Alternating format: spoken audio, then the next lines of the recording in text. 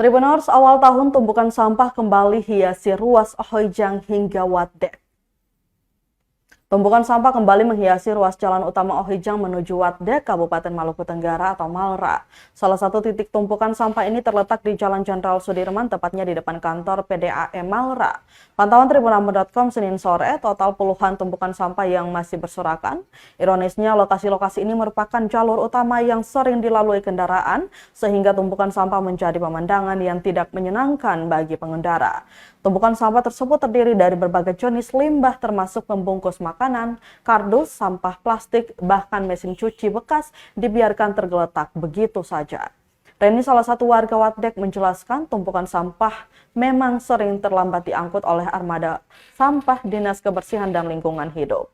Apalagi lanjutnya ini ruas jalan utama yang padat kendaraan. Seharusnya dari pagi-pagi sekali segera diantisipasi tumpukan sampah agar memberikan kesan bersih bagi penyintas yang hendak ke Kota Tual.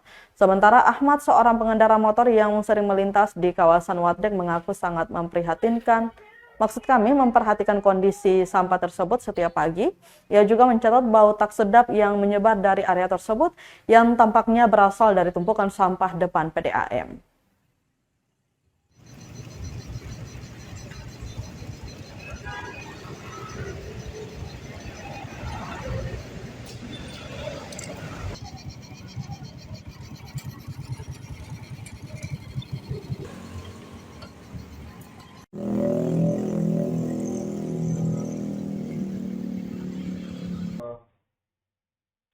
Baik Tribuners, berita tadi sekaligus menutup perjumpaan kita di Tribun Ambon hari ini.